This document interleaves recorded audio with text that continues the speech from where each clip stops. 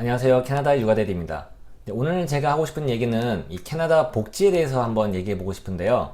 아마 여러분들도 들어보셨겠지만 캐나다는 정말 복지가 좋은 나라라고 알고 있는데요. 그냥 우스갯소리로 굶어 죽고 싶어도 못 죽게 만드는 그런 나라가 바로 캐나다라고 이렇게 알고 있는데요. 과연 얼마만큼 캐나다 정부에서 캐나다에 살고 있는 영주권자, 시민권자 혹은 워크퍼밋을 가지고 있는 분들까지 어떠한 복지들이 있는지 한번 알아보도록 하겠습니다. 제가 조금 이해를 쉽게 하기 위해서 그냥 한 사람의 일대기로 사람이 태어났을 때부터 노인이 돼서 죽을 때까지 그 과정별로 어떠한 복지가 있는지 제가 한번 단계별로 이렇게 설명을 한다면 좀 쉬울 것 같아서 제가 그렇게 한번 설명을 해보도록 하겠습니다. 네, 첫 번째 복지로는 아마 여러분들이 다 알고 있고 제가 예전에도 한번 동영상을 찍은 적이 있는데 CCB라고 하는 차일드 베네핏이 있어요. 이 베네핏은 시민권자, 영주권자, 그리고 워크퍼밋을 가지고 있는 분들도 다 받을 수가 있는 건데요. 기본적으로 소득에 따라서 차등을 지급하는 게 바로 육아보조금입니다. 대략 6세 미만 자녀가 있다고 가정을 했을 때 자녀 한 명에게 월 지급되는 금액을 제가 아는 한도 내에서만 산정을 해보면 아까 제가 처음에 말씀드렸다시피 이게 소득에 따라서 차등 지급된다고 이렇게 말씀드렸는데 연봉 35,000불 정도 되시는 분은 월 550불, 그리고 연봉 7만 불 정도 되시는 분들은 월 330불, 그리고 연봉 10만 불 정도 되시는 분은 월 250불 정도를 정부로부터 지급을 받게 됩니다. 이 금액은 자녀 한 명당 받는 금액이기 때문에 자녀가 2명, 3명 된다면 곱하기 2, 3 이렇게 받을 수 있는 그런 금액이 되겠습니다. 네, 그 다음으로는 교육적금이 있는데요. 이 교육적금은 정부에서 이제 너네들이 아기를 낳았으니 이 아기가 장래 컸을 때 학교를 가게 되면 등록금 부담이 되기 때문에 어릴 때부터 부모들이 일정 금액을 적금식으로 저축을 하면 우리 정부에서 너네들에게 조금씩 보조금을 줄게, 이렇게 되는 게 RESP, 이 교육적금이라고 불리는데요. 말씀드린 대로 이 적금은 자녀가 태어났을 때부터 가입을 할 수가 있는데요. 자녀가 18세, 19세가 돼서 학교를 갔을 때 이 모아놓은 적금을 자녀 학비로 쓸 수가 있는 거죠. 이 적금의 장점을 말씀드리면 이 적금을 가입을 하는 순간 정부에서 보조금이 나오게 되고요.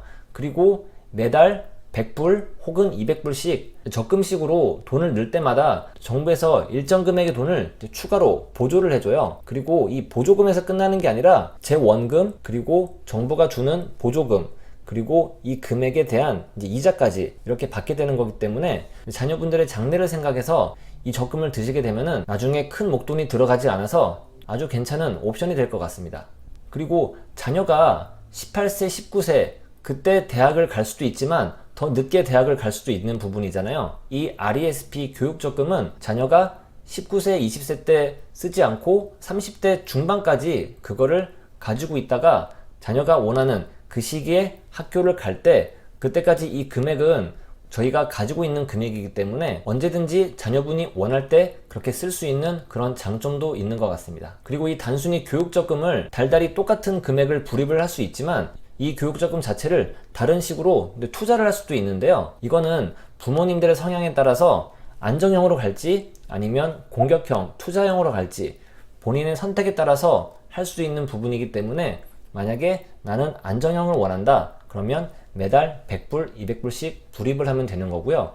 나는 좀 공격적으로 해보고 싶다 그러면은 이 적금, 내가 불입하고 있는 그 적금에 펀드를 투자를 해서 금액이 훨씬 더 높아질 수 있고 그리고 그 금액이 더 낮아질 수 있는 그런 장점과 단점이 있기 때문에 여러분들이 잘 고민해서 선택을 하시면 괜찮을 것 같습니다. 개인적으로 저 같은 경우에는 제 아들이 태어나자마자 이 적금을 시작하게 됐는데요.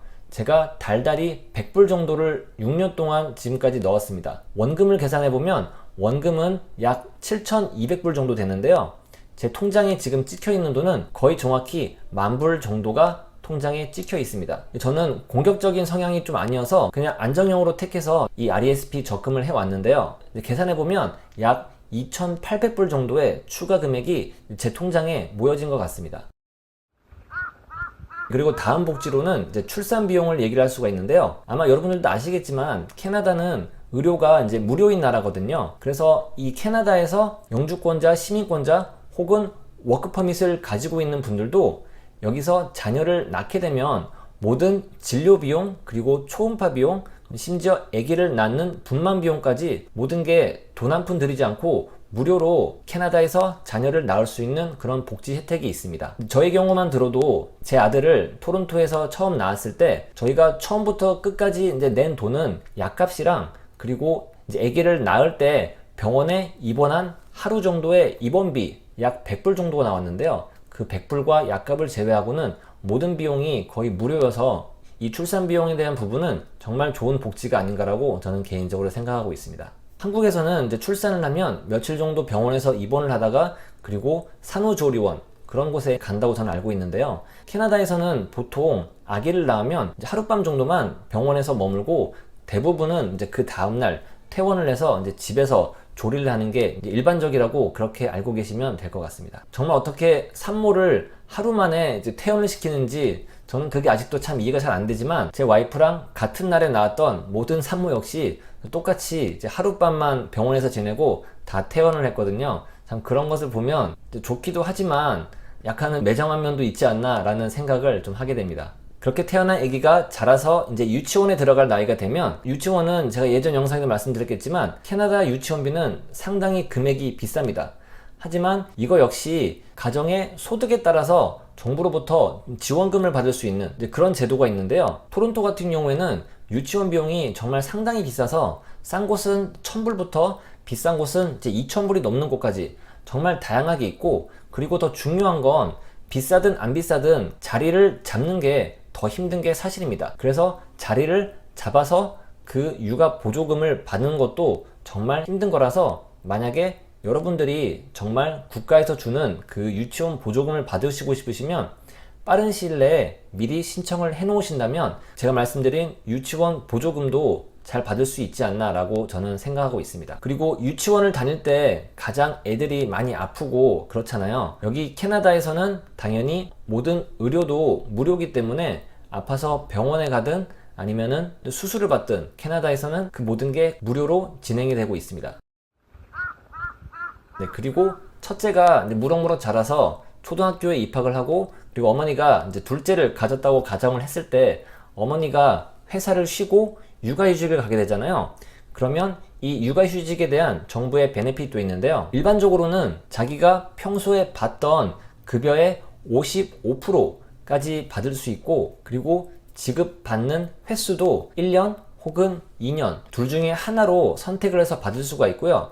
1년을 쉬고 그 돈을 1년에 나눠서 받을지, 아니면 2년을 쉬고 2년 기간을 나눠서 돈을 받을지, 그거는 본인이 선택을 하면 되는 이제 그런 시스템입니다. 그리고 첫째가 학교를 이제 들어갔다고 그랬잖아요. 캐나다에서는 초등학교, 중학교, 고등학교 이 모든 교육과정의 학비가 무료고요. 그리고 캐나다 학교 커리큘럼을 보면 여름방학이 이제 상당히 길거든요. 보통 2달 정도가 되기 때문에 대부분의 학부모들이 자녀분들을 썸머캠프에 보내게 됩니다. 그러면 이 썸머캠프 비용 역시 정부로부터 보조금을 받을 수 있는 그런 방법도 있다는 걸 알고 계시면 될 것 같습니다. 그래서 이 자녀가 초등학교, 중학교, 고등학교를 거쳐서 이제 대학을 갈 때가 됐는데요. 대학을 가게 되면 가장 걱정을 하시는 게 이제 대학 학비잖아요. 제가 처음에 말씀드렸던 RESP, 그 RESP를 가입을 하셨던 분들은 이제 그 금액을 사용해서 자녀분들의 학비로 쓰시면 될 거고요. 교육적금이 없는 분 같은 경우에는 여기 온타리오에 거주하는 학생분들 같은 경우에는 오삽이라는 그런 프로그램이 있습니다. 이 오삽이라는 프로그램을 간단하게 설명해 드리면 소득이 좀 낮고 그리고 도움이 필요한 그런 학생들에게 온타리오 정부에서 보조금을 지급해주는 그런 프로그램인데요. 쉽게 설명해서 어떤 학생이 이 오삽 프로그램을 이제 신청을 해서 받는 금액이 1년에 평균적으로 약 12,000불 정도가 됩니다. 그러면 이 12,000불은 어떤 금액이냐면 약 절반 정도는 갚아야 되는 돈, 그리고 절반 정도는 갚지 않아도 되는 그런 돈이게 됩니다. 이게 정말 매력적인데요. 한국 같은 경우에는 대학교 학자금 대출을 받게 되면 그냥 저리로 돈을 빌려주고 나중에 취업을 한 다음에 이제 갚아 나가게 되는 그런 방식인데, 이 온타리오 오삽 같은 경우에는 말씀드렸겠지만 절반 금액은 정부에서 그냥 그랜트, 정부에서 그냥 학생들에게 주는 그런 금액이기 때문에 갚지 않아도 되는 돈을 캐나다 정부에서는 학생들에게 주고 있습니다. 그래서 약 6,000불 정도, 갚지 않아도 되는 돈은 기숙사 학비 혹은 책값, 이제 그런 식으로 학생이 이제 사용해도 되는 부분이고요. 나머지 6,000불, 이 갚아야 되는 돈은 당연히 학비로 사용이 되어서 나중에 이제 취업을 한 다음에 한국과 비슷하게 천천히 저금리 이자로 이제 갚아나가게 되는 이제 그런 프로그램으로 알고 계시면 될 것 같습니다. 그렇게 대학교를 졸업을 하고 이제 직장을 잡고 드디어 자녀분이 밖에 따로 나가서 이제 살게 되는 그런 날이 언젠가는 오겠죠. 그렇게 자녀분들이 혼자 밖에 나가서 살게 되면 처음부터 직장에 돈을 많이 벌면 좋겠지만 많이 벌지 못할 경우, 그런 경우가 생기기 때문에 이 정부에서 로우 인컴, 그런 소득이 낮은 그런 가정에게는 렌트비를 지원해주는 그런 프로그램도 있습니다. 이거 역시 다른 프로그램과 마찬가지로 소득에 의해서 결정되는 부분이기 때문에 본인이 소득이 낮고 그리고 렌트를 살고 있다고 가정하면 이 프로그램을 신청하면 정부에서 렌트비 지원을 받는 그런 기회가 있는 것도 알고 계시면 좋을 것 같습니다. 그리고 온타리오에 있는 또 좋은 프로그램 중에 하나가 전기세 지원을 해주는 그런 프로그램이 있거든요. 이거 역시 소득에 따라 그리고 가족 구성원 수에 따라 차등돼서 지급이 되는데요. 보통 3인 기준으로 가정 소득이 35,000불 정도 되는 그런 수준이라면 월 전기세 지원금이 정부로부터 약 60불 정도 나오는 걸로 알고 있고요. 그리고 5만불 혹은 7만불 정도가 넘어가면 지원금은 거의 없는 것으로 알고 있습니다. 그래서 온타리오에 살고 계시고 가정의 소득이 좀 낮다고 생각하시는 분들은 이 전기세 지원 프로그램을 신청하시면 그런 전기세 지원금을 받을 수 있으니 한번 지원해 보시는 것도 좋을 것 같습니다. 그 다음으로는 일을 시작을 하고 첫 해가 끝나고 다음에 한국과 똑같이 소득세 신고, 이제 세금 보고를 하게 되는데요. 세금 보고를 하게 될 때 만약에 내 인컴이 좀 낮다 라고 생각을 하게 되면 정부에서 이 사람은 소득이 좀 낮네, 그래서 정부에서 좀 도움을 줘야 되겠구나 라고 해서 GST 크레딧이라는 이 금액이 또 나오게 되는데요. 이 금액은 주정부 그리고 연방정부에서 나오는 두 가지 종류가 있는데요. 연소득이 3만불 정도 그렇게 되시는 분들은 추가적으로 100불에서 150불 정도가 아마 통장으로 더 넣어드리는 그런 프로그램도 있다는 것을 알고 계시면 좋을 것 같습니다. 그렇게 직장을 열심히 다니고 승진도 하고 월급이 많아진 다음에 당연히 집을 사고 싶은 이제 그런 시기가 오게 될 건데요.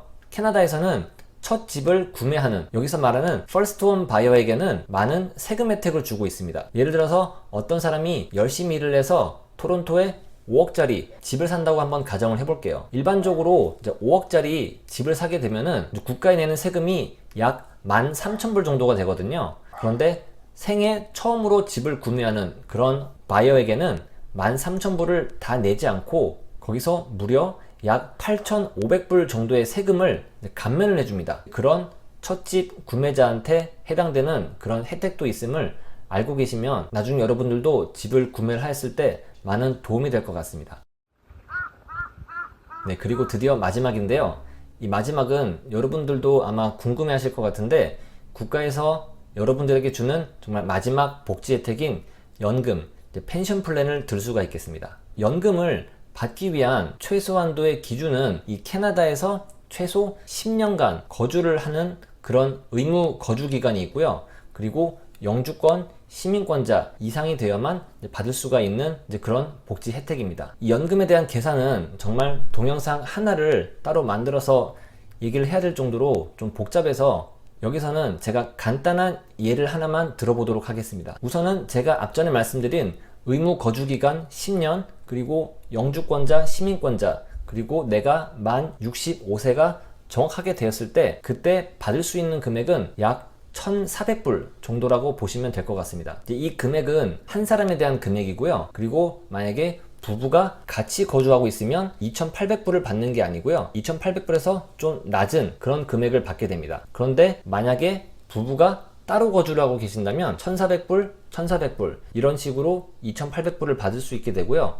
참 이게 계산 방법이 많이 복잡하고 상황이 많이 다르기 때문에 이 영상에서는 이제 이 정도로만 다뤄보도록 하겠습니다. 네, 여기까지 캐나다에서 주는 복지 혜택에 대해서 한번 알아봤는데요.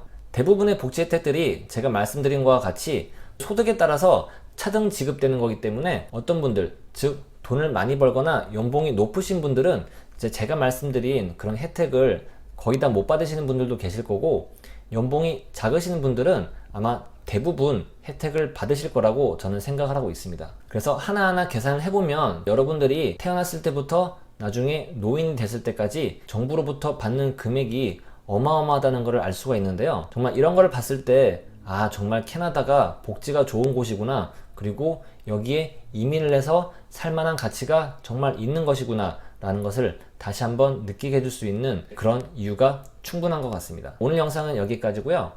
제 영상이 마음에 드셨다면 구독과 좋아요 눌러주시면 정말 감사하겠습니다. 그러면 다음 시간에 뵙겠습니다. 감사합니다.